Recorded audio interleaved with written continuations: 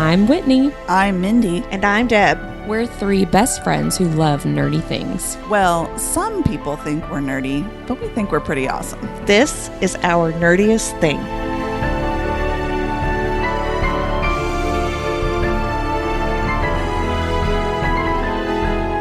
This season, we are discussing Jennifer L. Armentrout's From Blood and Ash, all of the books in that series, plus the Flesh and Fire series as well.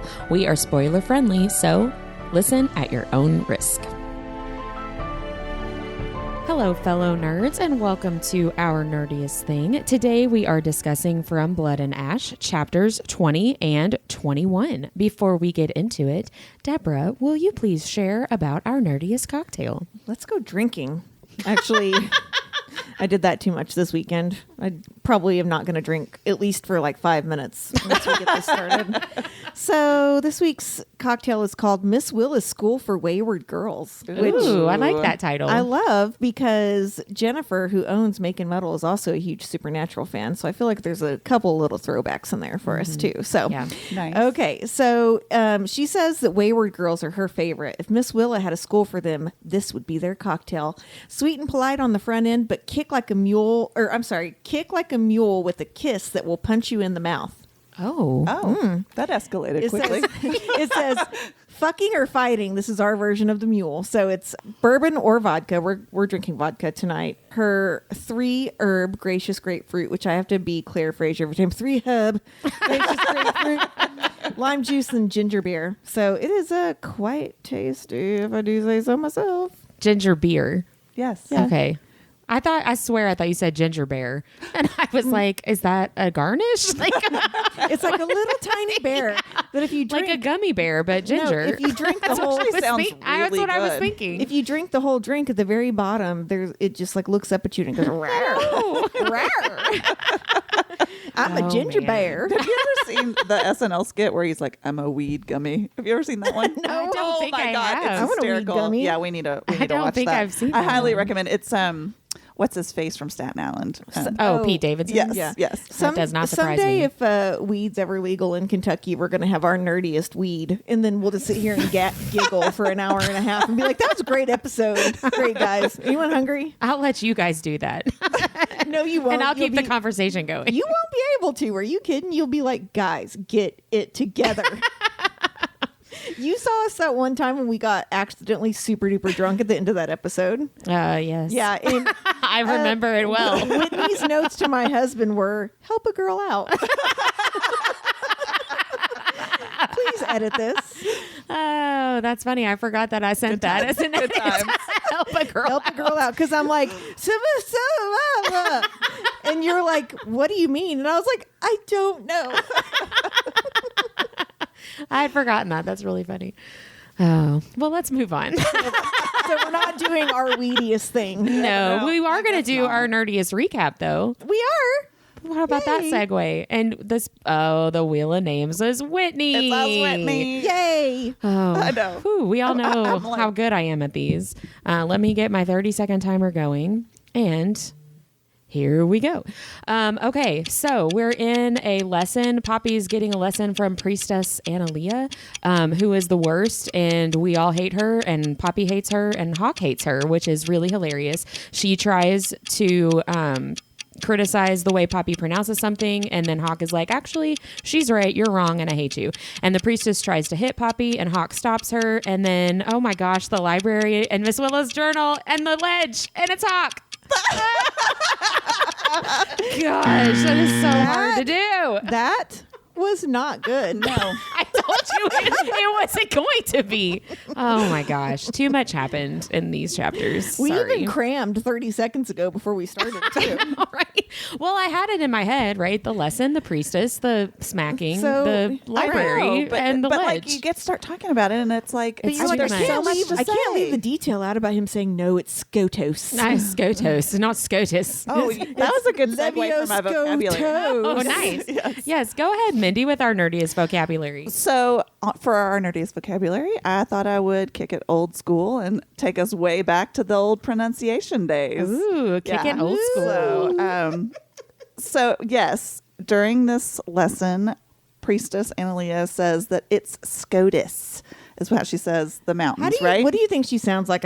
It sounds like she's like got something up her ass and it's Well, uncomfortable. it's It's funny. SCOTUS. It's funny you asked that because I really thought she was like old and gray and like decrepit, but the way she's described She's is she's really like young and like Yeah. has brown hair and is Yeah. like in her 30s. And I'm like, She's just a oh, bitch. she's younger than I am. Yeah. She's just a bitch. You know what though? Age is just a number, It and so is. she acts. She acts like a an old million years biddy old? for Yeah, she sure. does. Yeah, she definitely. You don't ask questions about your like- ascension. But like that, I just that's exactly how I pictured her talking. So anyway, while she's degrading Poppy about that, and then Hawk is like, no, she actually said it right the first time. They never actually like said how it was pronounced. So I wanted to dig in and see, and it is exactly like you said, Deb, SCOTUS. Well, I would say it's because I've heard the audiobook, but we know that helps none. I was gonna say Yeah. that's never, Sometimes it's it's never a wrong. given. So yeah, I thought, okay, well then Poppy's pronouncing it right, SCOTUS, and it's definitely what it looks like, right? Like Yeah, that is what. Yeah. That's how I would assume. I never would have Yeah. thought SCOTUS No. because that just sounds like scrotum to me. Oh, well, there's that. But also in that section, Poppy says like the priestess changes up how All the she has her time. pronounce Yeah. Right. things. So she's just being a bitch. Like, Because she is. I you feel know. some She's a kind of way bitch. about. You should see my notes. well, let's go on and get into the lesson with priestess Analia, right? Not Analia. It's I say Analia. Analia. Analia. Okay. According to the audio book, it's Well, Analia. I mean, she might be analia, but Oh. I'm telling you, I feel Analia. some kind of way about Analia. this bitch. well, I can't wait to hear more. We're gonna call her Analia from now on. I know it's funny. I'm telling you. So Poppy, at the end of the last chapter that we read, she just heard the Duchess basically talk about this alleged first maiden and how that first maiden was killed by the Dark One, which basically just freaks Poppy out even more because she knows that the Dark One is after her too, right? So she's in this lesson now. Hawk is with her as her bodyguard, and she's being made to read. She's just like reading through a history Yeah, textbook. what kind of lesson is That this? is so crazy to me. Like she's like, I just read this book over and over and over and over again. Like that's what I do. And they've mentioned before that part of her lessons are in like embroidery or something. That's one of the things the Duke says to her. I think like the priestess told me you haven't picked up your embroidery in weeks or whatever. I'm like, what? Idle hands are the devil's Yeah, plaything. like what are you guys doing? It's so weird. What the fuck else are they going to do with their time? They I don't mean, give her I books. guess. They like, There's no point for her in their minds to learn how to do anything, Right. Because she's gonna die. exactly. I was trying to think of a more Can you tactful put some way to say beads that. on the string over here? Right, We like need to there's keep you just- occupied. It's just pointless stuff. I have a question about priests and priestesses, actually. Mm-hmm. And by the way, I'm going to be very inner Poppy here because I have tons of questions. So I hope you're prepared. No Whitney. one is surprised to hear that. Exactly. Okay, so what is the difference between a priest and a priestess and like a regular ascended? Like how does one become a priest or a priestess instead of an ascended? Yeah, I don't think the priestess I don't think is ascended. Oh, see, I she thought they was. were. I don't think she is.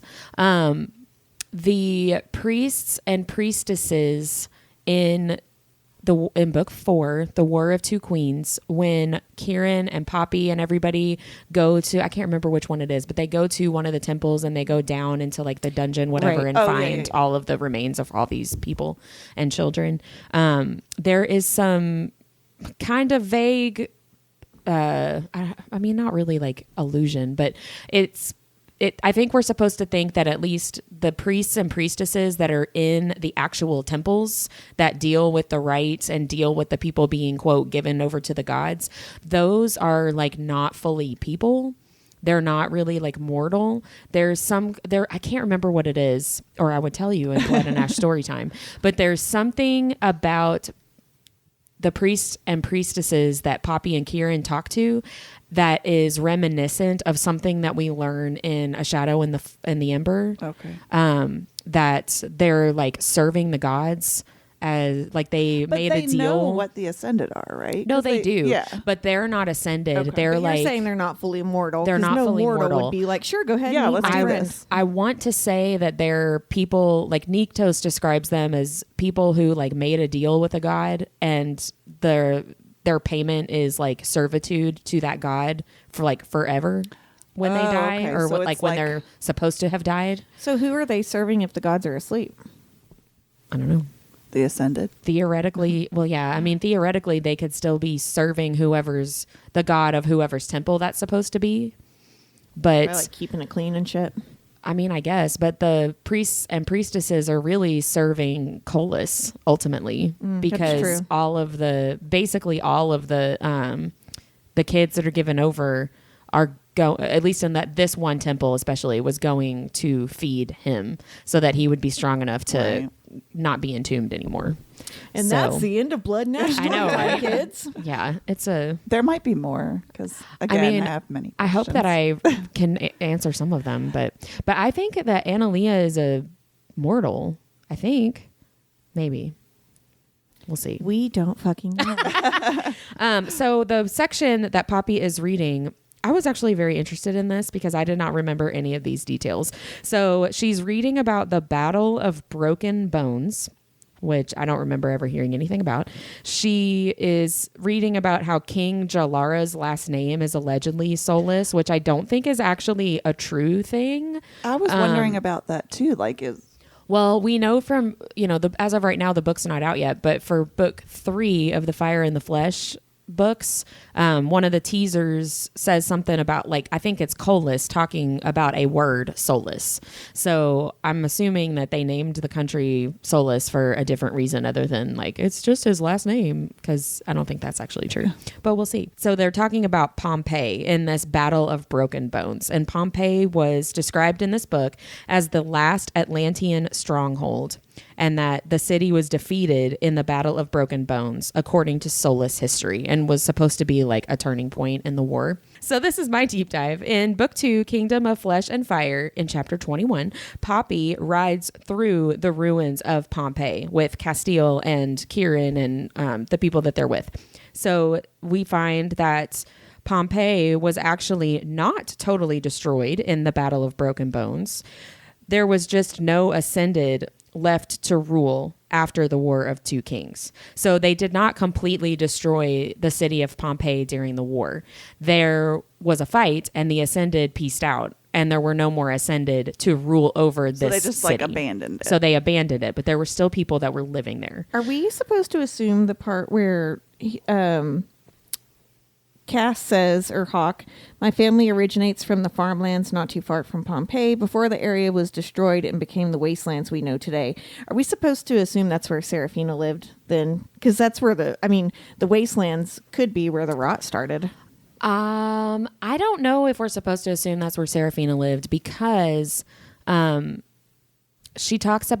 Poppy talks about Wayfair Castle, where the queen lives, and that is the castle that Serafina lived in when she was I didn't still know in the that. mortal But realm. Serafina does go out to the farmlands. That's why I'm wondering if that's... But I don't know how close or far away that would be, Right. because she just did that travel in like an afternoon. Oh, yeah, because you know Pompeii what I mean? is really far Pompeii away. is really close to like Atlantia. the SCOTUS, the SCOTUS mountain. Skotos. So there were people still living there, mortals, and some dissenters. I was going to say descended, but that is not the right word. The D centers. Oh man, yeah, and then some mortals, and no Atlanteans. I don't think were living there anymore because they went back across the mountains to go to Atlantia. But basically, the Ascended decided that they didn't want to rule that far east anymore, and just didn't want to deal with it, and didn't want it to stay a standing city for Atlanteans to come back across the mountains and start to get a stronghold again. So basically, Delano is the one, I think, that tells Poppy most of this. They said 40 years prior to Poppy riding through it. So about 20 years before Poppy was born. In the middle of the night, the Ascended came, Delano says, they swarmed this town like a plague, feeding upon every man, woman, and child. Those who were not killed turned into craven and spilled out from Pompeii in search of blood. And so the Ascended basically came and killed literally every single person that lived in that town and then like destroyed it. The rise is crumbling. Poppy says only some sections of the rise is even still standing. There's no gate. Homes are, some of them are still standing and they're just like burnt out on the inside. Some of them are missing walls. Some of them are completely destroyed all the way down to the foundation.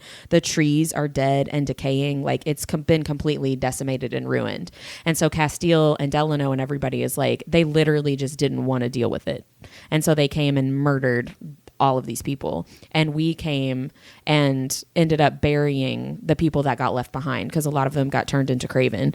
And Castile says that they buried 656 people that were just left like in their beds, in their homes, in the streets, like It just does complete make me annihilation. wonder if we're going to find out if there was a bigger reason for them doing that. I mean, I almost kind of want there to be a bigger reason. know. You know what I mean? Like, Because were it's they- just crazy. was It's there Other than crazy. just something- like we just wanted to go. Right. eat Was there them. something in a Right. prophecy about Poppy where they're like, well, we got to destroy this shit so that doesn't come true? Like, I don't know. Oh, I mean, yeah, I'm like just maybe going to it assume is. Alistair was behind it because he's a sorry piece of shit. Yeah, he's the worst. But I mean, Castile says this was a really big like trade town for us as Atlanteans. And so we think maybe they were more afraid of us coming back for this town. Are you saying because that you're of an that. Atlantean? Yes. You said it was a really big trade city for us, the Atlanteans. Well, Castile. I'm being Castile. No, you may not. Well, so then I did not quite a deep dive. Like I was looking up information about Pompeii and the other books, but I did look up a little bit about the real like Pompeii. It was a town that's really famous for getting destroyed through volcanic activity. Mount Vesuvius erupted, I think 79 AD. There was a volcanic explosion that completely destroyed the city of Pompeii, which was part of the Roman Empire. And while I was looking this up, I found something about allegedly the Wanking Man. What in the world? Okay. So we're going to post a link to this picture. We'll put it up maybe on Is our it Instagram. Safe to do that on Instagram? I mean, it is. So part of what makes Pompeii so well known is that the way that the town was destroyed, a lot of stuff and a lot of people were preserved, Yeah. kind of. Yeah. And You're going to so have to send me that picture because I'm not Googling the Wanking I know, Man. right? I know, right? Do on that my in phone. a So do that in there an is- incognito tab. there for is sure. one man who was, I keep wanting to say cremated, and that's not the right word. He was basically preserved in this position that looks like he was masturbating, like when he died. Oh, so he really was a wanking. So his legs are Oh, like my. kind of out, and his hand He's even is masturbating like in like a slutty way. Right, His so, legs are all like- spread open and right, like it Yeah. looks very much like he's masturbating. Cass? So yeah, right. So this a few years ago, this went viral. This picture, and somebody posted it on Twitter or whatever, and was like, "Wouldn't that be so embarrassing? You know, you die and you're memorialized forever, like you know they jerking had off." to know that the volcano was coming. He's like, well, just one more time then. Well, actually, so no, because okay, so I'm looking all this up, and I'm like, that is super embarrassing. I mean, that how I would die if I hadn't already Only died. a guy would be like, well, the world's ending. I better just rub one out real quick. So there were 1,150 bodies recovered by archaeologists at Pompeii. About 400 of those were killed by falling debris, collapsing buildings like crushed. But the rest of the victims were killed by something I've never heard of before called a pyroclastic surge. So basically, when there's volcanic activity, there can be a pyroclastic surge, which is a column of superheated gas and ash released from that volcano, and it moves at speeds of hundreds of miles per hour.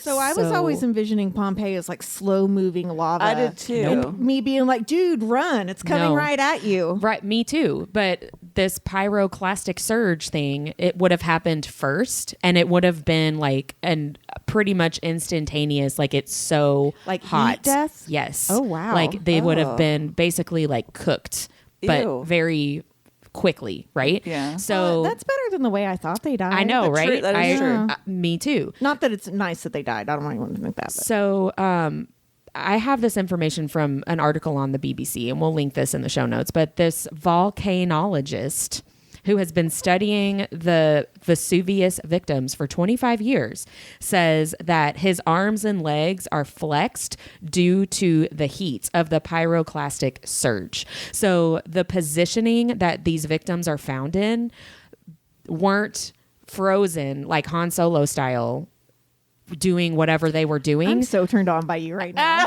We're using that reference. Their bodies would have changed positions because of the extreme heat. Okay. So if somebody were in the middle of masturbating when that surge came through, they would not look like they were masturbating still, right? So it would have happened so suddenly that people wouldn't have been like, oh, we're about to have a pyroclastic whatever. Right. Okay. Right. Yeah. So people are found in these like ruins of this that town. guy's up in heaven. He's like, dude, I wasn't jerking off. That's not what I was doing. I was cooking dinner, man. Right. I fell. I thought that was so interesting though, because I had never heard of the Wanking Man, first of all, and now I feel kind of bad for him because I'm like, when they explain like, well, here's how this would have worked, like whatever position he's in when he died was not what the position was when he got hit by the surge, right? Whatever religion he's a part of, so wherever his like, quote unquote paradise and afterlife is, if all of his friends are like, bro, do you see that picture going around of you again? It kind of makes me wonder, like, what was he doing? But I mean, he could have just been like standing there, and then fallen over, because if it's a surge of dense air that you would knock you down, right? Like, poor guy. What if he was just like scratching his balls and then it like? Well, but like even then, that it wouldn't look like he was scratching his balls still. I don't know. Because What if the his hand heat got caught in and his pants? The surge, like hundreds of miles an hour of a wall of air. It's almost like would force you to to change positions. You know? It's almost like it's throwing you. Kind of, I guess it's like a Michael Bay movie. Yeah, I guess so. But I thought that was really interesting because I didn't know that about. I didn't either. I've never like looked up Pompeii. And it's so funny because I definitely thought that too. I'm like, why didn't they just like run? I know, right? Lava does not move that fast. Right. They're going to be like, well, no, we can withstand it. It's fine. Yeah, that makes a lot more We'll sense. just like jump and it'll miss us or something, like a wave in the ocean. Stand up on, no, it's like when you play Don't Step in the Lava. Yeah. Stand up on the couch, bro. Yeah, it'll be fine. Yeah. I assumed I thought that was I think I always fun. thought they died from like the ash and stuff in the air, like poisoning almost. That's kind of sounds like what part of the pyroclastic surge is, because it says the hot gases and also ash. Mm-hmm. So I feel like it's just a thick wall that's moving so fast that it's going to knock you over, it's going to move you, it's going to cook you, and potentially like suffocate you with however much ash is in it. It makes me wonder if that's why Jennifer Armentrout used the city of Pompeii. I'm assuming, like from blood and ash. I'm assuming because even if you don't know the details about Pompeii, you do know that like it was like a mass extinction type of thing. Yes, like a completely destroyed town. So it's clever of her though, because it is spelled differently. Yeah. So, but that's very clever. It's a doomed town, right? Like if you yeah. name it someone or something in your book, Pompeii. Something bad's going to happen to it. Well, and it's going to click with a reader because everybody's heard of that. Even subconsciously. Yeah. Right. Yeah. A destroyed city. My drink was really good. I know we normally don't take a cocktail break this early, but I'm going to need one, which means the end of this episode is going to be really good. It's going to be lit. Just like a Christmas tree. Like a Christmas tree. We'll be back. Sure. Craft cocktails don't have to be fussy or ingredient heavy. Make and Muddle is here so that you can have a delicious 3-ingredient cocktail every time. Spend more time reading and less time mixing. Make and Muddle. Cocktail evangelists here to spread the good news about booze. So the next note that I have written down is Hawk hates this priestess, and it's fantastic. I'm not sure who hates her more, Hawk or Poppy. I think it's pretty equal. Because Poppy is fantasizing about hitting her in the face with her book. It's like it would hurt, and I would love it. She's like, so the great. image of her clasping her bloodied face brought forth a disturbing amount of glee. I'm like, Poppy. Oh my gosh. I loved the same thing that he did when he was being introduced by the Duke as Poppy's new guard, right? Like, I'm going to undermine you. I'm going to compliment Poppy. I'm going to insult you. but I'm going to do it all at the same time. I'm going to do it in a way where you kind of can't really say anything to me because I'm not really saying anything wrong or doing anything wrong, but I'm still like sticking it to you, and you know? it's like super stick it to But not in the fun, not in the fun way. kind of way. Oh God, I really wish Hawk would stick it to me.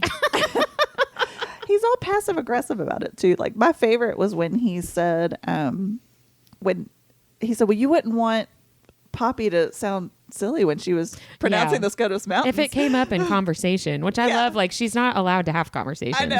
So, like, it's a moo point. He doesn't even say stupid. He undermines her more by saying undereducated. Yes. So Yeah. he's essentially saying the priestess is undereducated. undereducated. Well, Yes. and also that the priestess would not have done her job because her job is to educate Poppy, Yeah. right? Right. Like, so not only are you ignorant, but you also suck at your job, and you're also a bitch, and I hate you. That's basically how it goes.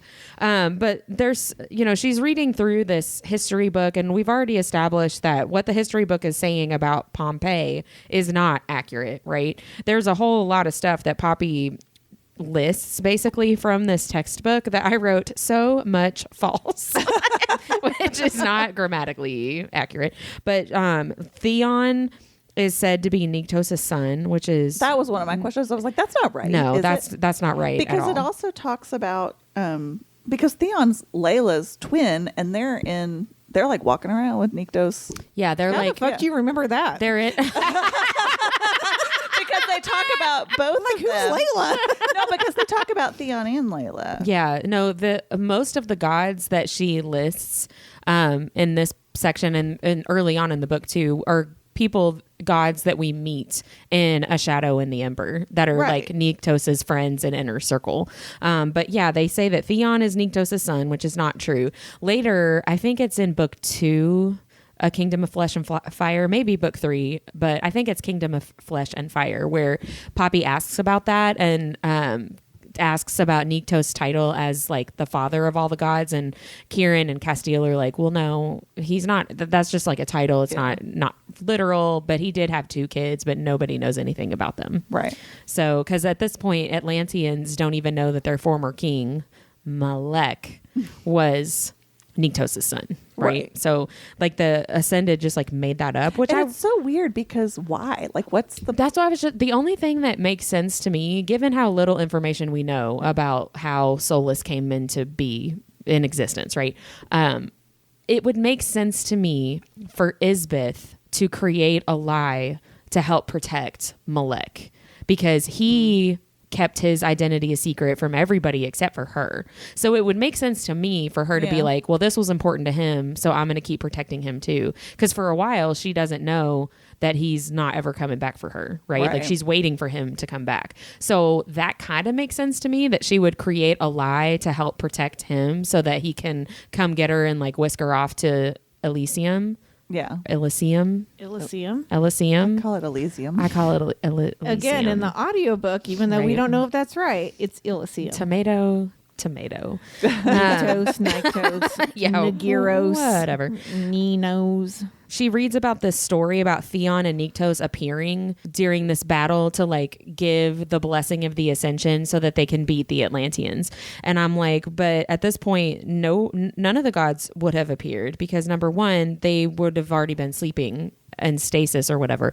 But number 2, we find out in A Crown of Gilded Bones, which is book 3, Nyctos tells Poppy, I made a deal with the mortals that gods can't just like come into the mortal realm. So Nyctos and Theon wouldn't have been able to come to the mortal realm unless they had been born in the mortal realm. That was the deal that they made. Yeah. So, I mean, no, that never happened. Like, there's just, like I said, so much false. Wrong. Like, the blessing was not a gift to boost strength to defeat Atlantia. Like, that's not how that went down. Atlanteans created the Ascended, right? Like, it's a lot. There's actually a term for it.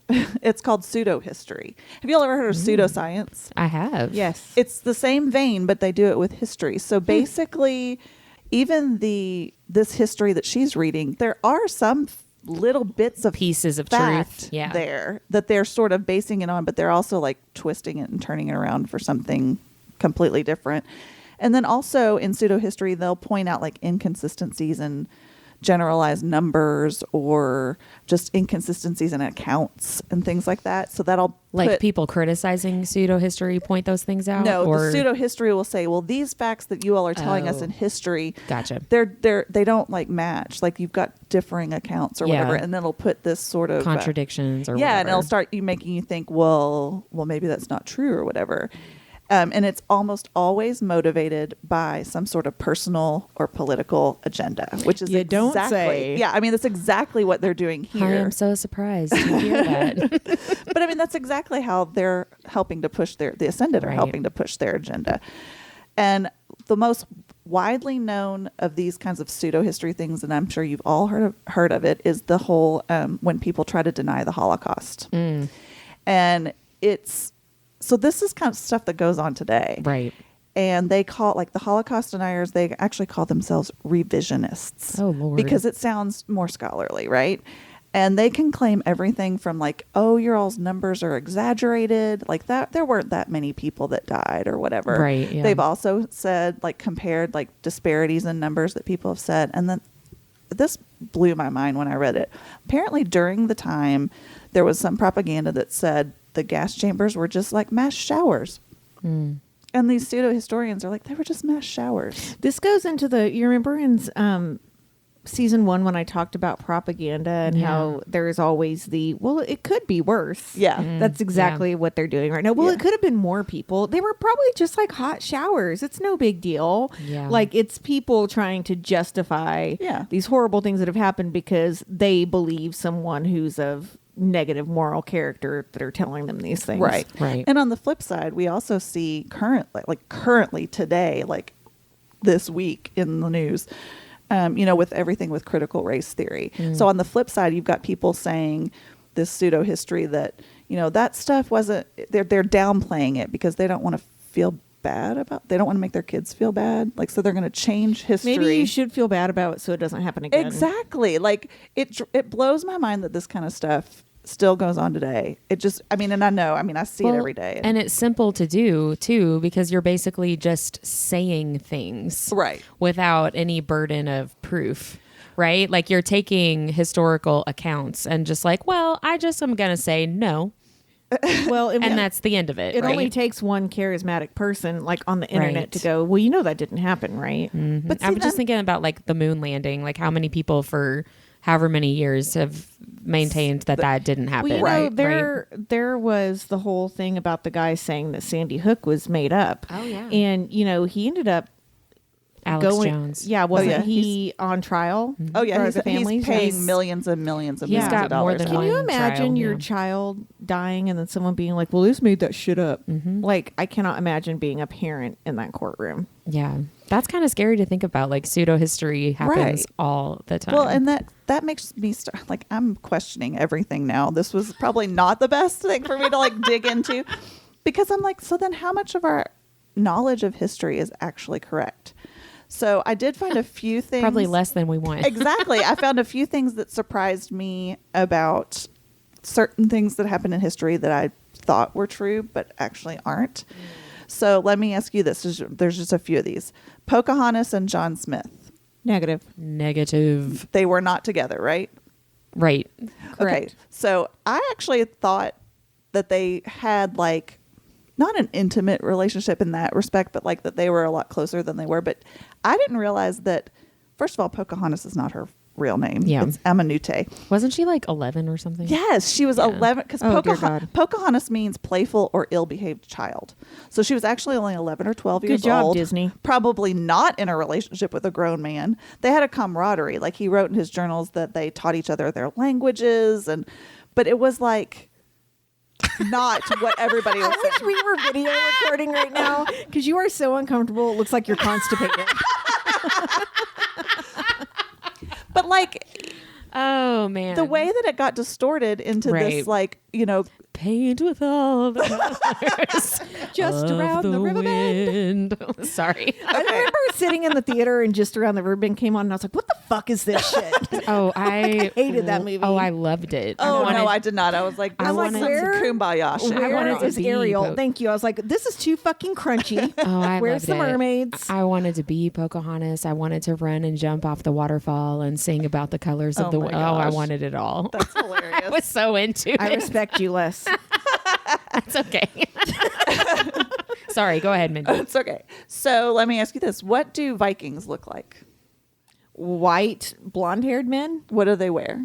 Helmets. With what on? Helmets and like the little the- horns. Yeah. No, they didn't.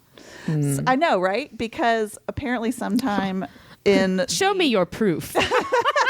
Well, archaeological evidence actually doesn't show any proof of any kind of headgear other than Big they- skulls.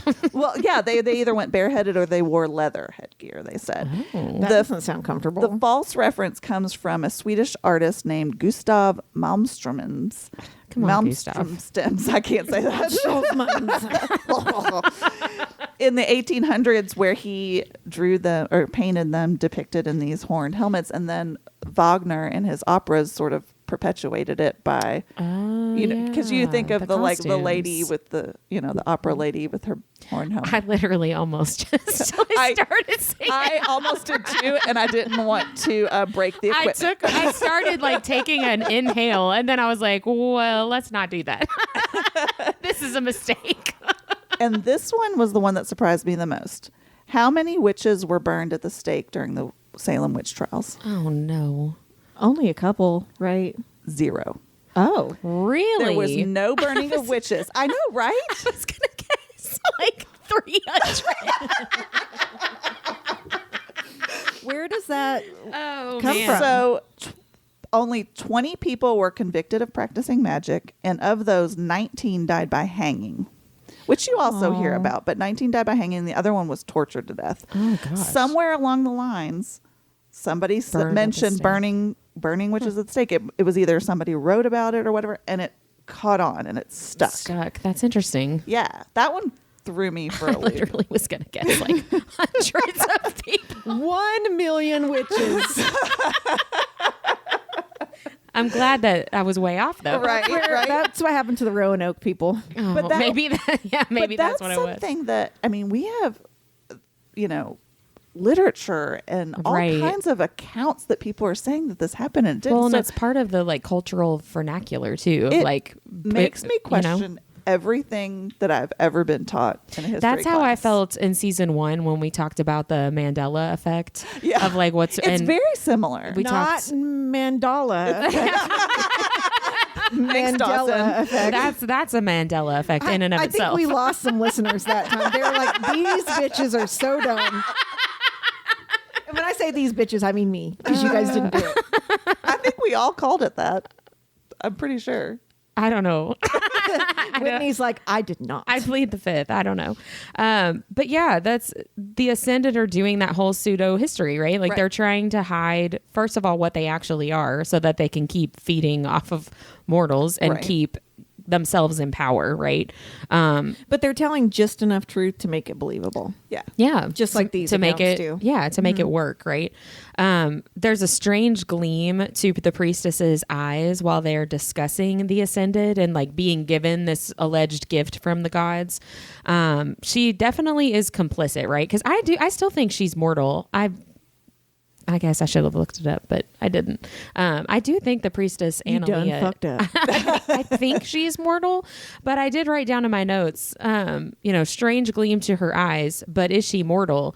She would have to be complicit at a minimum. What? I said, WTF is up with her? That's what I wrote down. Because also she is doing the exact same thing that Duchess Tierman did in her conversation with Poppy about the supposed first maiden, where she's gripping her hands so tightly that her fingers and knuckles are turning colors. Oh, I missed that. Where like Duchess Tierman like broke the a chair, chair, right? yeah. But it says her fingers were turning, the priestess, her fingers were turning pink from how tightly she'd balled her hands where they rested in her lap. Oh, wow. And I'm just like, what is up with this lady? Like, she has to be complicit, right? Because she's Oh, a yeah. priestess, so she's working in in and around the temples with these children that are being given over to the right. So she knows what's going on. Oh, yeah.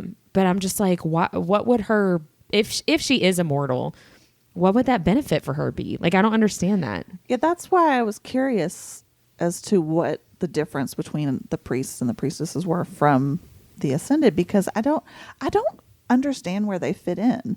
But then again, I'm confused about history, so there's that. I do think that Analia in this specific situation is a psychopath, just like For the sure. Duke is, because she says to Poppy, perhaps you've grown fond of the cane.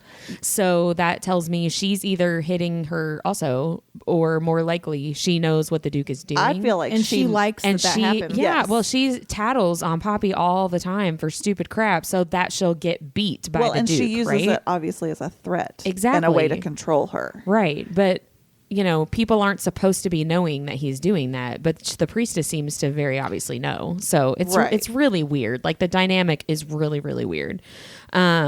She says she basically like winds her hand back to slap Poppy, and Poppy's like, I mean, it's not going to hurt, but I'll just let her do it, right? And Hawk is like, not today. Not today, bitch. Which I wrote, swoon, So in all caps. Can we talk about first why the priestess was going to hit her? Because Yes, please. she is reading in the book, and Poppy still knows nothing about her ascension or what it is or what it means or what she's going to have to do. And she's reading in the history book. It says they drank their blood and became drunk with power, with strength and near mortality. And then it goes on to say that sharing with Jalara and his army the blood of gods. And then Poppy shudders. And so the priestess is essentially like, why did you just shudder at that? Like, had to have been a pretty bad shudder, which I would too, if they're like, you get to drink the blood of the gods. And so I was wondering, like, we find the idea of blood so gross, right? And I wanted to talk about like why we do, and then it became very obvious. It's because it's affiliated with death and disease, and there are bloodborne pathogens and all of those things, right? But there are people in the world, and we've seen it a lot lately in dark romance, where there's bloodletting, like for mortals, right? Yeah. And it's something that's really popular in literature right now. And Trigger warning if you don't like Yes, blood. thank you. I do that want kind to of say for my part coming up, I do want to have a trigger warning for self-harm, suicide, murder, all of those really horrible things. So if that is going to be a trigger for you, I would recommend skipping ahead maybe like 10 minutes or so. FF. Don't fast forward. Yes, Not of course. freshly fucked. Yes, fast, Gotcha. fast forward. Okay, so there are people in the world that actually do believe that they are vampires. And so there is something called clinical vampirism. And this is according to wikipedia.org. So, you know, take it or leave it. It's fact. Right, exactly. So, Or is it pseudohistory? pseudohistory. Okay, so clinical vampirism in the 1980s turned into what is now known as Reinfeld syndrome. And this term was created by a man named Richard Knoll as a joke in the 1980s. So it goes back to what you're saying about pseudohistory, right? And so when you were saying that, I was like, oh, listen to this shit. Okay, so he was making fun of the new DSM manual, which is the diagnostic and statistical manual that they use for like psychological diseases, right? So, and if you're wondering, he was white. He's a middle-aged white man, and he probably would hate the woke culture that we're in now, because he was pretty much like, well, why don't we just fucking call it Reinfeld syndrome? So what happened is he wrote a short story about Reinfeld syndrome. A short story. Yeah. Okay. As like a scientist saying like, well, we'll just call it Reinfeld syndrome because, you know, if you don't know who that is in the story of Dracula, he essentially was trying to drink the blood of insects and things like that to become immortal. He was Dracula's like familiar, right? Yeah, essentially. So unfortunately, in 1992, this publication was cited on public television, and the joke that he made became the name of a very real disorder. Wow. So it replaced the name of clinical vampirism, is now called Reinfeld syndrome. Wow. That's So crazy. Yeah. before clinical vampirism was called Reinfeld syndrome. This order usually connotated an erotic obsession with blood and is known to resemble an eating disorder. In specific case history reports, clinical vampirism usually begins in the childhood when a situation makes an injury involving blood or ingesting blood feel exciting or exhilarating. I'm not real sure what that situation could be, but it does happen. I was going to say example. It feels like some overlap with trauma that leads to serial killer stuff. Well, I'm going to get to that. Oh, Just okay, you wait. great. Just you wait. Okay. I can't wait. I know. Actually, I thought of you as I was researching this. So it begins in childhood involving blood. Bam, you hit puberty, and all of a sudden blood just makes you super horny. And I'm not kidding. I know that I'm joking, but yeah, it does. It makes you super horny. Is it mostly males or females or both? I'm going to get to that. Okay. Sorry. Keep listening. Just keep listening. So when this person moves into adulthood, bloodletting gives them a sense of superiority and control. So I want to point out that very few true instances of Reinfeld syndrome have ever been reported. And the DSM, again, the Diagnostic and Statistical Manual, does not list Reinfeld syndrome or even clinical vampirism as a valid disease diagnosis. Instead, it's reported underneath behavioral disorders like schizophrenia and what is the other one called? Dissociative identity disorder, which we talked about a couple of episodes ago. Yeah. Cases of Reinfeld syndrome are typically male and follow 3 stages. So number 1, the first stage is auto-vampirism, or drinking your own blood, usually by self-harm. So a lot of people are cutters and they'll drink their own blood. The second stage is called zoophagia, which is the practice of eating live animals or drinking their blood. We need a video on my face again. seriously. Sorry. I know, right? So stage 3, which is true vampirism, is when the sufferer of Reinfeld syndrome turns into drinking human blood. So some people move into violent crimes in this stage, and at least 3 serial killers in my quick research have been coined as quote unquote vampires. And because this disease is not recognized, there are no known treatments for it, obviously. This has led to a lot of psychiatric debates and a lot of worries around untreated patients being dangerous to society. And I'll tell you why. So I want to point out that in this quick internet search, again, I'm not a doctor, I was just looking things up online, there are plenty of people alive that suffer from Reinfeld syndrome, but very few of them who turn violent. So they're usually diagnosed with schizophrenia or dissociative identity disorder and put on medication before they turn violent. Okay, so according to Ranker.com, there's a list of 15 symptoms of Reinfeld syndrome, which I'm going to go into. And, these are really not for the faint of heart. So trigger warning once again. Okay. I feel like I should leave. I know. Says the person that talks about Jim Jones and all that shit. Okay.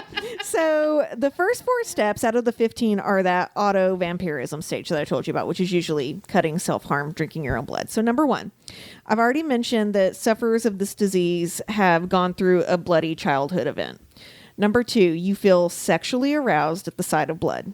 Number 3, you drink your own blood. And number 4, you're probably a dude. This syndrome is rare, but extremely rare in females, with only one notable case, which I'll talk about in a few minutes.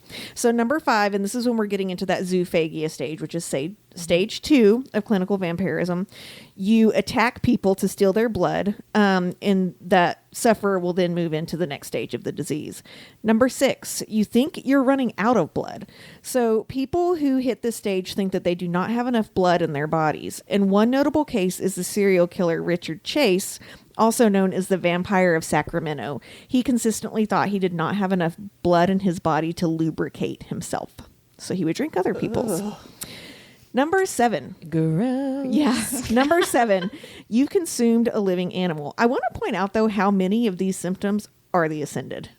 Think about what I'm saying as I'm saying. Yeah. Okay. So number 7, you've consumed a living animal. It's believed that if one gets to this stage, that you'll eventually consume a human if you're not stopped, which, as we know, is the 3rd stage of clinical vampirism, true vampirism. Yeah. Number 8, you steal blood, which I don't really need to explain why that is worrisome. Number 9. Am I not supposed to be doing that? Right. Don't steal blood. Number 9, you like to take blood baths. So this is the one female case that is really famous. Elizabeth Bathory, a 16th century Hungarian countess, bathed in the blood of her 650 plus young victims because she thought that she could soak up their youth. What show does this remind you of? Outlander. Right. Yes. Galis Duncan Yes. is Oh my doing that shit. gosh. And I never realized that was a part of true folklore because I just wrote Galis Duncan, anyone? So if That's you've not ever watched crazy. that show, she's an ongoing character. And at one point, she is bathing in blood of virgins because she said it keeps her skin young. Yes. So That's crazy. I do wonder Wow. now in retrospect if Diana Gabaldon, like if that's supposed She to be ran this across person. that, Yeah. yeah. I'm sure or if she she's must supposed to be have. the countess from this. you know? Right. Okay, so number 10, you dream of blood. So John High, I'm not sure if I'm saying his last name right or not. He was the serial killer known as the acid bath murderer, and he would drink a cup of blood from each victim and then go home and dream of their blood dripping from trees. Oh. I told you, trigger warning. This is very messed up. How do you like? This is going to sound like a stupid question. So from what I read, you're asking how he did that? No. Okay. No, I'm just wondering, like, how do you maintain the same dream? Like, that's a subconscious thing. Yeah, I Like, don't you know. can't make yourself dream the same thing Yeah, on he demand, said he can would you? You know what I Dream mean? of their blood dripping from trees after he That's drank so it. weird. Yeah. Sorry, that's not like the most important detail I don't know. It's a good of question. that story, but I'm like, how did he do that? Because the brain is fascinating and the Yes, it things is. that it And also, you have holds to on to. remember that Yeah. this person has a mental illness. Yeah, True. that's true. So, number 11, you think that blood can cure you. And we've heard this in all kinds of lore, right? So, apparently, some people have become obsessed with this idea that drinking blood from youths can clean your body and soul. Number 12, your body aches for the taste of blood. So, one sufferer of Reinfeld's has been cited to say that they have headaches, stomach cramps, and IBS, and the only thing that will make it go away is human blood consumption. Number 13, you rarely poop. So don't worry if you have slow metabolism. That doesn't mean you have Reinfeld syndrome. but, no pun intended. But if you can't have a BM without consuming blood, you might want to talk to your doctor about that. Number 14. Please talk to your doctor way before. Way it before gets that, to the right. point of that. Okay, so number 14, you suffer from blood withdrawals just like any other addiction. So one person living with this order doesn't actually need to drink blood to survive, but one case has showed psychosomatic withdrawal symptoms such as elevated heart rate, headaches, and actually fainting. So Wow. number 15, this is the scariest one. Oh, goody. You begin to feel what is called, quote unquote, the beast. This is a documented thing amongst people with clinical vampirism. You begin to feel what is called the beast. This is usually associated with extremely violent behavior when one goes without blood. The beast has been described as a shadow self that threatens to take over your body and hurt people if you don't drink blood. So, like, bloodlust. That's like, yeah. It's bloodlust, Yeah. yeah. So that is, quote unquote, clinical vampirism, coined Reinfeld syndrome as a joke by a psychologist in the 80s. So Wow. it is now canon for me that JLA used this I mean, she might have. for like the Ascended. Right, because I mean, Yeah. the Ascended hit every piece of that, right? Yeah, Like the beast, well- like their eyes turn black and they go into Yeah. this bloodlust and they can't control themselves, and It's interesting to hear you talk about all of that in thinking. Is it? Because now I'm not going to sleep at tonight. Well, no, I'm thinking in terms of thinking of it as you are describing the Ascended. If I can disassociate from reality for Right. a second, I wanna pretend point like out that's who again, you're talking yeah. about. There are not very many cases of this, but there are two Praise two serial killers and one woman that Yeah. bathed in blood in history that have been documented at least, but it's not very common. Yeah, but it makes me have a little bit better understanding. I feel like of the Ascended because I You feel think like of it as a mental illness. Well, I mean, not even that, but just thinking about those physical experiences if you are ascended, because most of the ascended are ascended against their will, right? Like we find out That's a good later, point. we find out later that most of the people who become ascended aren't like signing up for it, right? Well, They're because they don't forced know- to do they it. don't Or know they what they're think it's a doing. blessing. Right. Yeah. Well, like Poppy's brother is Yeah. ascended and she struggles later on in other books with like, if this is who he is now, like what is that existence like for him? And when you think about it in terms of that, like people like Ian who didn't want to do that, they weren't like signing up to be ascended because they wanted power or whatever. Like they were drugged and forced to ascend. Right. That's horrible. I forget that they were drugged. I forget that. At least some of them were, Right. according to Cass and Kieran. Right. And hearing that, you definitely can see where then it would jump to if they're having withdrawals, if they're having this bloodlust and then they would then in turn try to figure out how to make sure that they were being fed all the time. And they Right. never go into withdrawals because And that then- literally Right. feels like Yes. you're dying. And so Right. that's how this whole pseudo history came about. So Yeah. they decide they've got to do that, but then they're like, well, we can't really tell people that's what we're doing. Right. So let's create this whole The other system. history. Yeah. Yeah. These people so that know the truth about who we are, we're going to teach a whole society that they're actually the enemies and scare Yeah. them so bad that they never try to find the truth. It's Well, so and see, insane. that's I think where Poppy's shudder comes in with with the priestess, right? Because we've been establishing, or the book really has been establishing how afraid she is of Atlanteans, how horrible she thinks they are, like they're the worst creatures in existence, and she's so grossed out by this act of ascension because it's like exactly like what the Atlanteans do. like it's the same Right. thing. So And, I will say too, she even goes into, she's finally like kind of getting fed up with everyone's bullshit here. And like, we're Poppy? really, Yeah. we're really not even that far into the book or Yeah. this world. Right. Yeah. And so she says, I just picture her being so fucking snarky and looking at Priestess Annalia and going, oh, really? The future of the entire kingdom rests on me given to the gods upon my 19th birthday. Mm-hmm. And Priestess Annalia has no answer because there isn't an answer. Right. And then she goes, what would happen if I didn't ascend? How would me ascending not help others? And it says that the priestess essentially just cocked her head back, and it's because she doesn't fucking know. Like, Right, she doesn't there have is an no answer. Yeah. right? Like, nothing's going to happen if Poppy doesn't do that, except for the ascended might go hungry. Well, and she even compares it to, the maiden, the first maiden didn't sound like she ascended, and we're all still here. Exactly. Yeah. Yeah, and I just love that I think Hawk being in the room, because he hasn't even stopped Annalia from hitting her yet at this point. Him being in the room gives her a level of courage that she's never had before, because I think that she knows he would stop something bad from happening, whereas Rylan and unfortunately Victor yeah. would not. She They wouldn't let be that things happen. ballsy in front of them.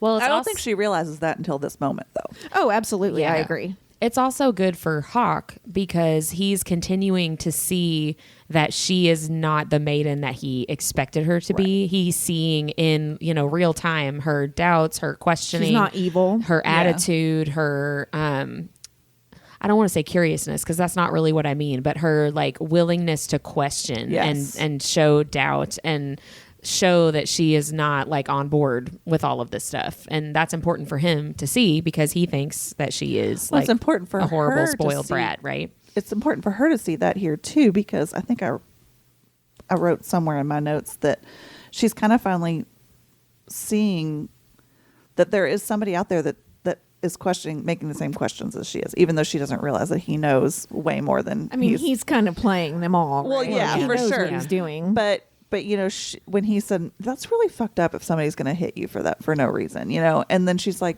yeah, it totally is. Like, she's really starting to give credit to what she's already been thinking. Well, Right. and she says, like, I don't want to be in a world where you end up getting punished for something that wouldn't have even hurt. And he says, I don't care if she hits like a baby mouse. This world is fucked up if anyone finds that acceptable. Yes. It's Yeah, the I first wrote that time down, too. anyone's ever looked at her and said, this is not okay. Right. Yeah. Yeah. Except for like Coralina and Leopold, probably. Yeah. Well, yeah. And I wrote that down too. They both, Hawk and Poppy, are already showing the other that they want to protect them. Yeah. Right? Like he wants to protect her from this existence that she has to be in, and she's trying to protect him from what she thinks is going to be punishment.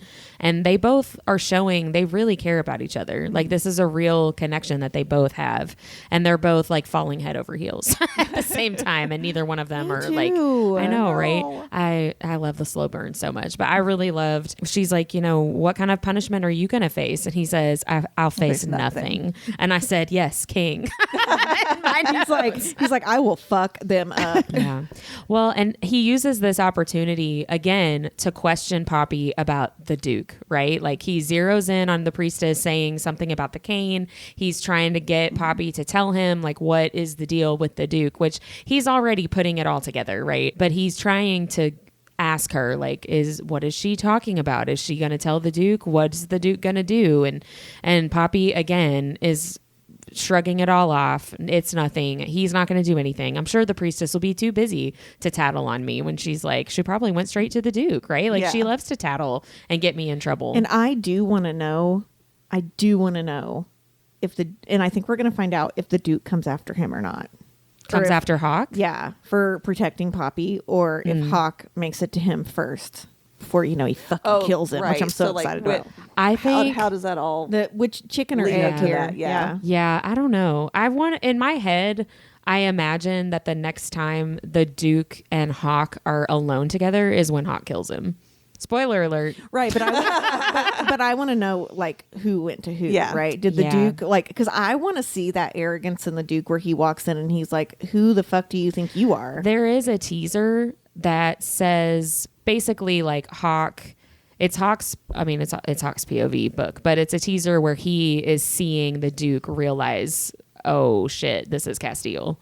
And so I think we're going to get that. But I imagine I'm imagining that the Duke calls Hawk to his office.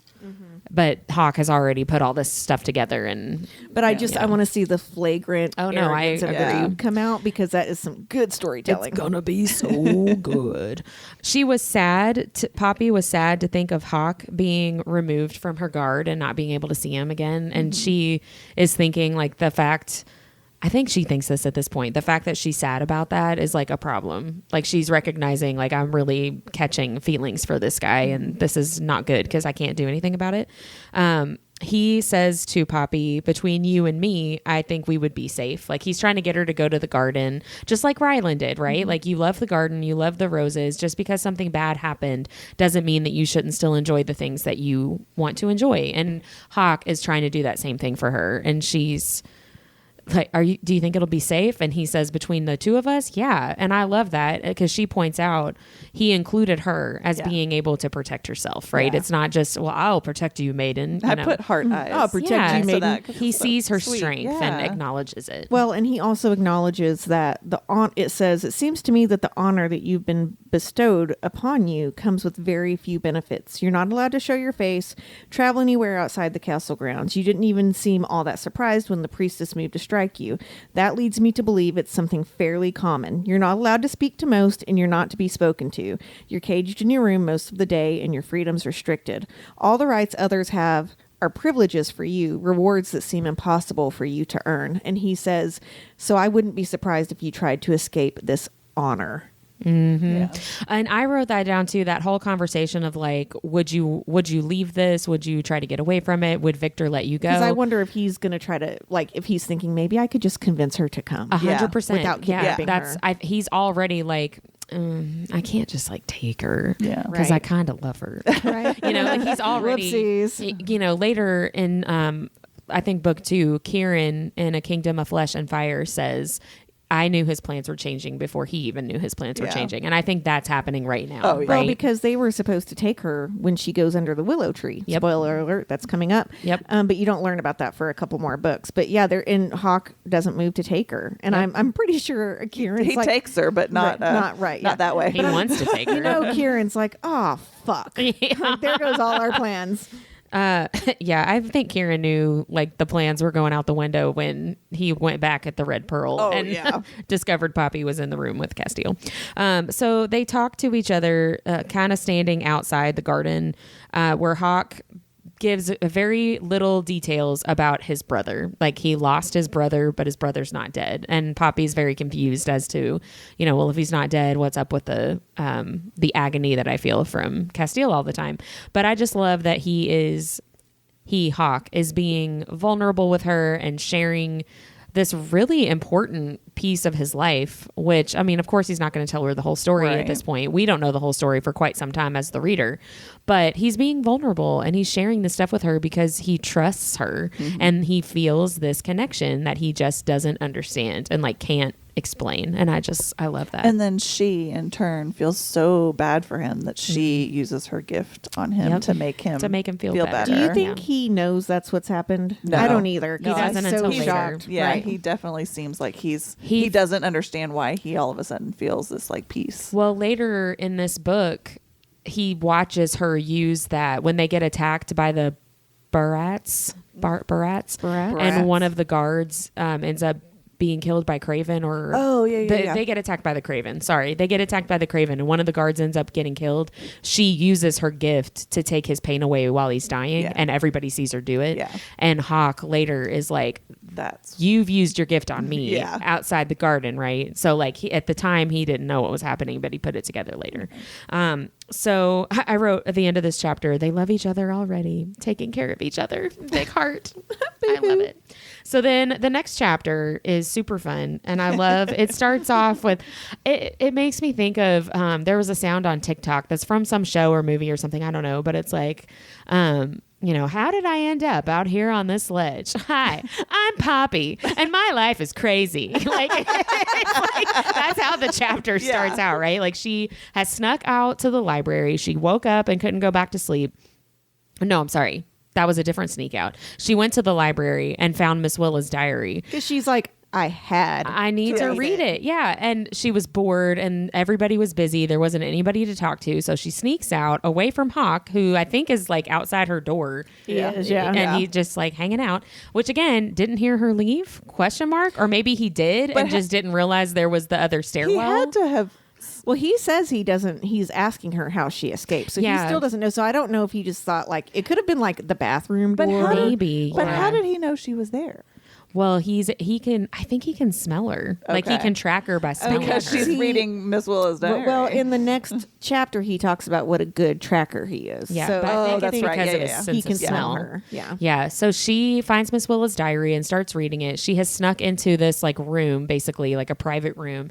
And then it ends up being the Duke's private library room. And she hears him outside the door and is like, oh crap, what am I going to do? So she jumps out the window and stands outside on the ledge. Because that's what you do when you're that fucking terrified of Well, someone. right. Like she absolutely cannot get caught, especially by the Duke, right? So she ends up standing out there for who knows how long, a long time. I have to point out this quote because it cracked me up.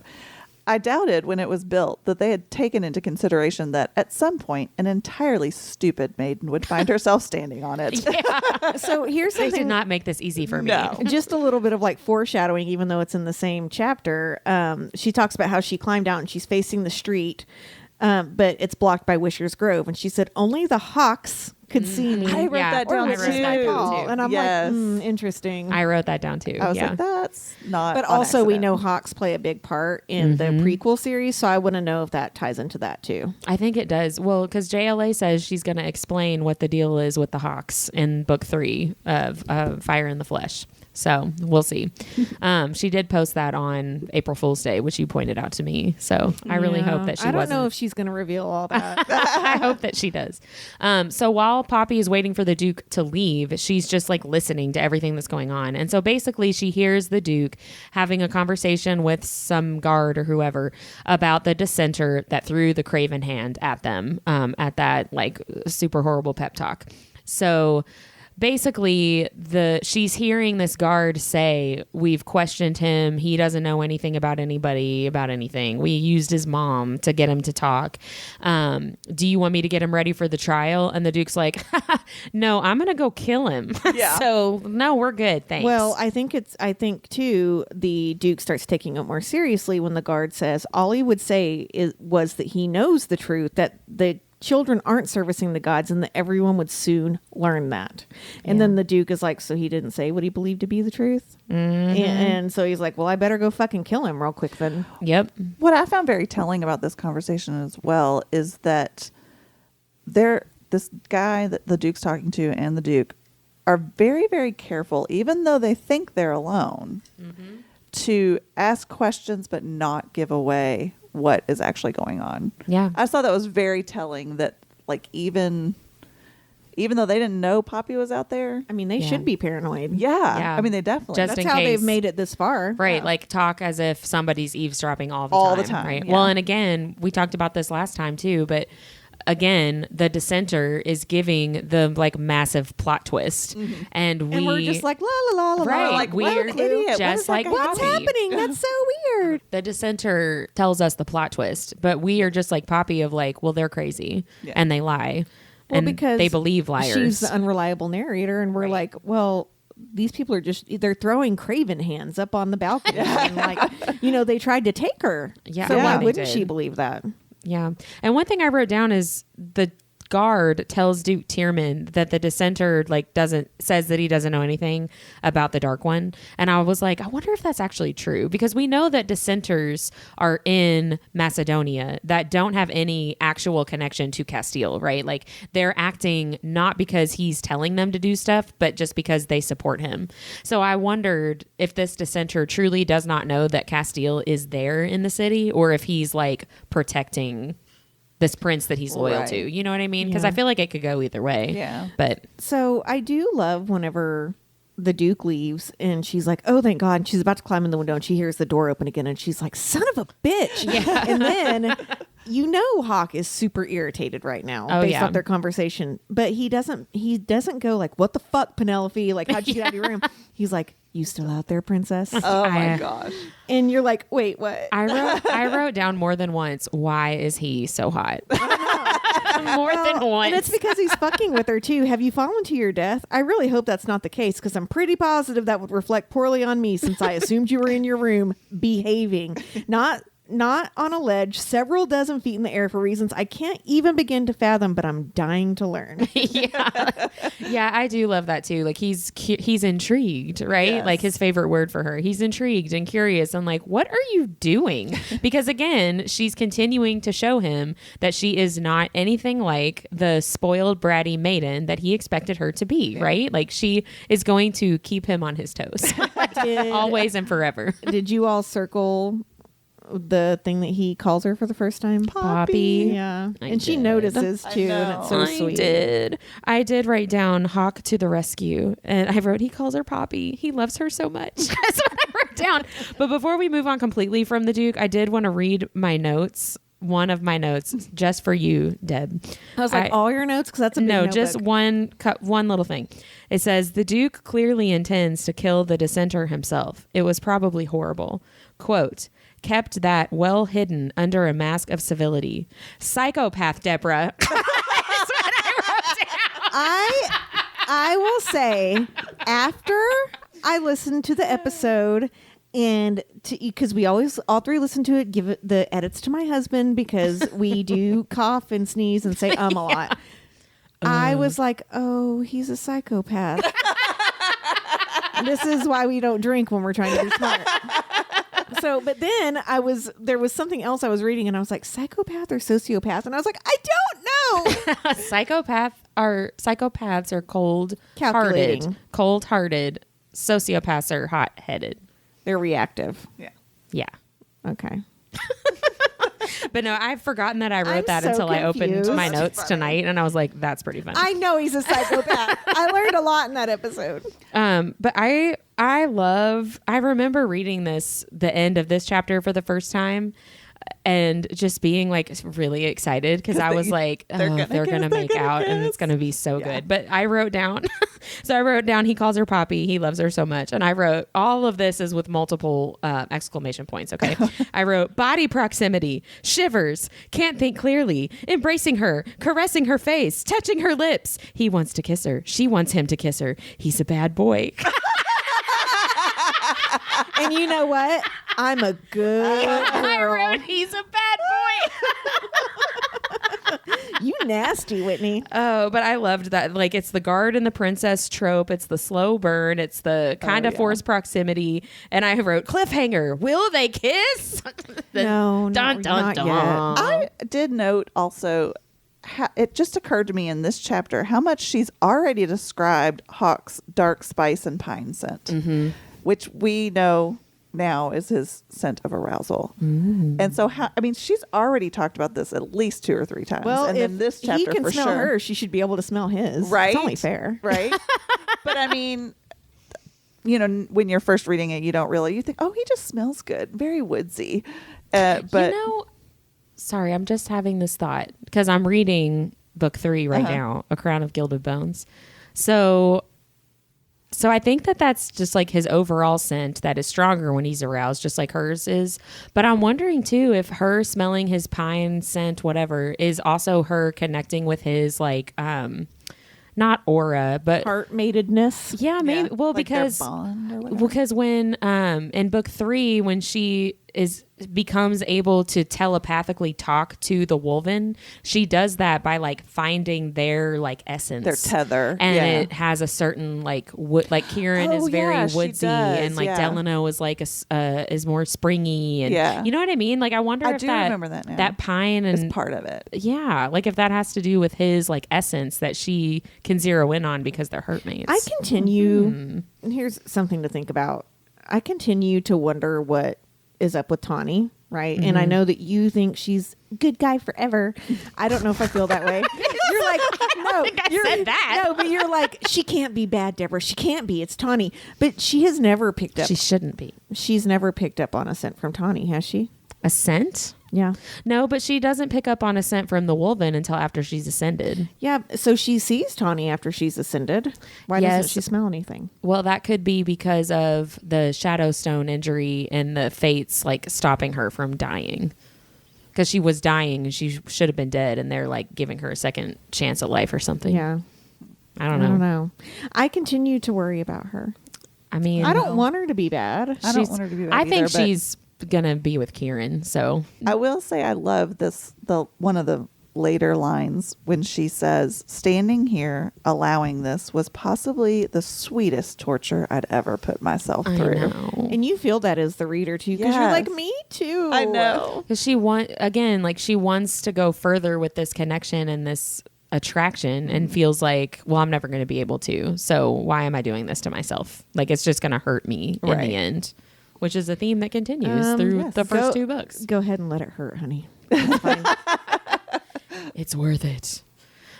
Shall we do our nerdiest thing of the week? Yes. What was yours, Whitney? Oh, I have a couple. So first of all, this week that we are recording this is Poppy's birthday. So I made some Poppy birthday memes that I'm They're really awesome. excited about. So by the time I can't wait. this airs, they'll be up on our Instagram from April 20th. Or as Poppy says, the 20th day of the 4th month. Because they don't say April. They just say the 4th month. 4th month. Which just sounds very like formal to me. The other one is not really nerdy, but it made me laugh really hard. So I wanted to share it. So my oldest, he's 9. He got baptized yesterday at our church. And my nephew asked him, well, first of all, my husband and I got to baptize him, which was really cool. And the kids, they brought like the 3rd grade class in to big church or whatever, and they all chanted his name. And we're like, that's "Lee, sweet." Lee." It was really cute. I did cry a little bit. But my nephew asked my son, like, so like, why are you getting baptized? Like, what is this all about? And my son said, he said, well, it's not just because I want to, or because I think I need to. I'm doing this for God and my community. I feel like And Liam that- practiced that in front of the mirror. I know. I'm like, And what? my community. That made me laugh so hard. I was like, okay. Well, then my brother-in-law was like, the community thanks you. But I just thought that was really funny. So there you go. Who's next?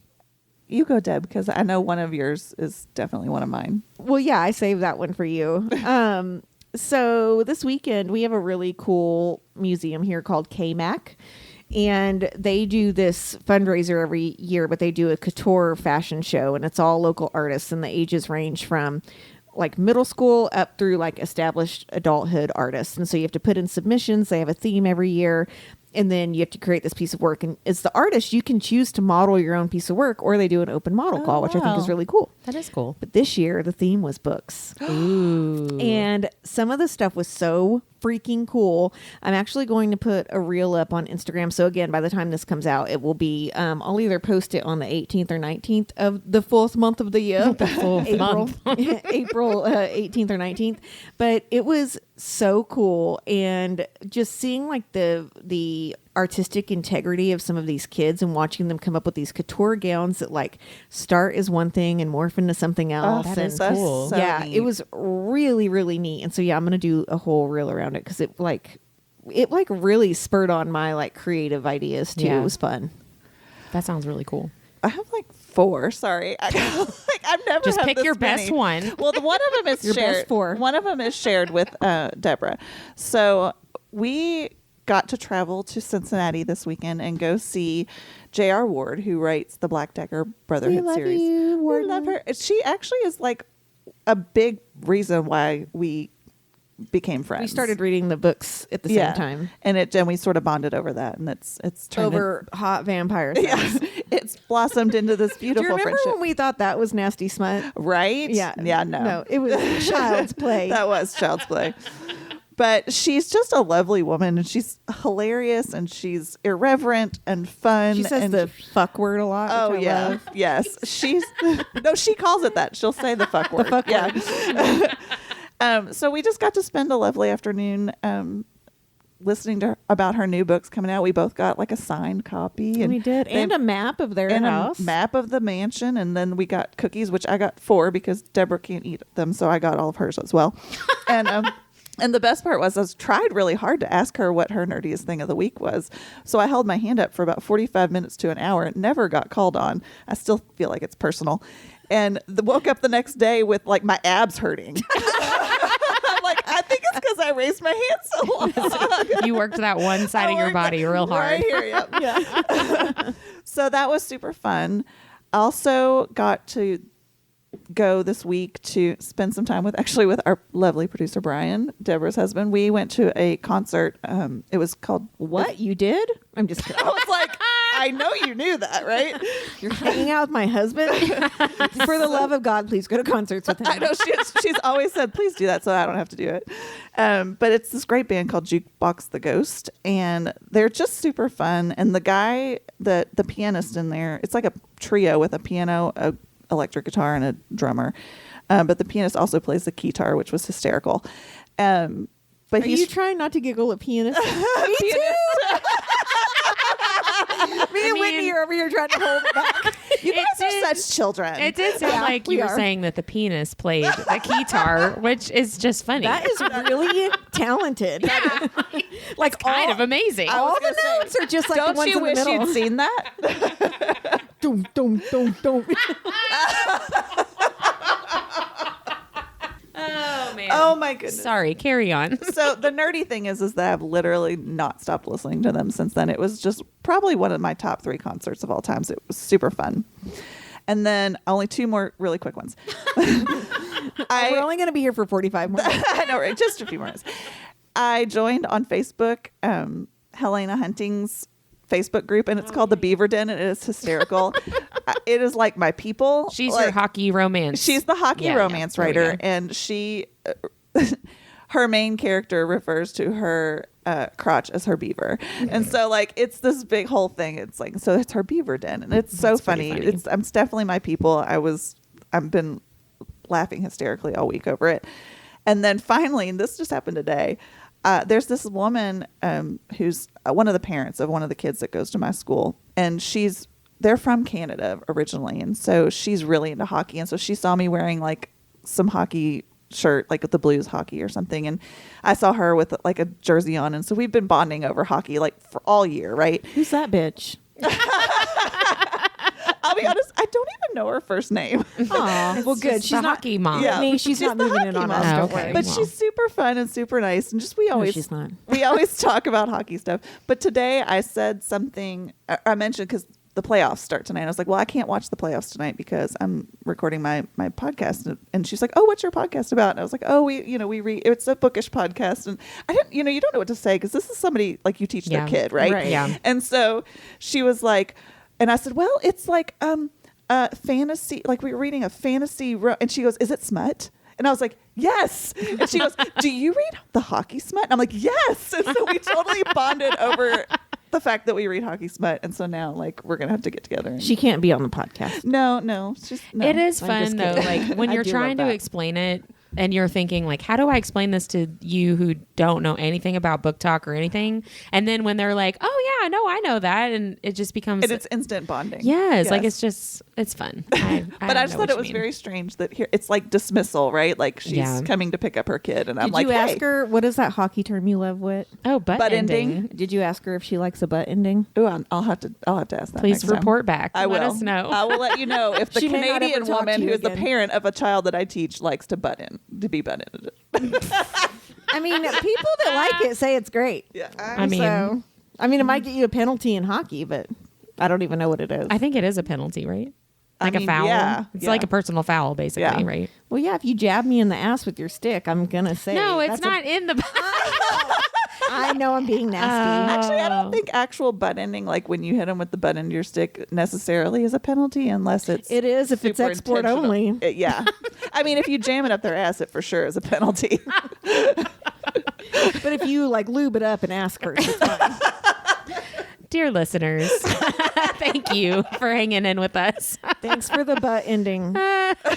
That's all for today Poor Whitney. See your butts next week.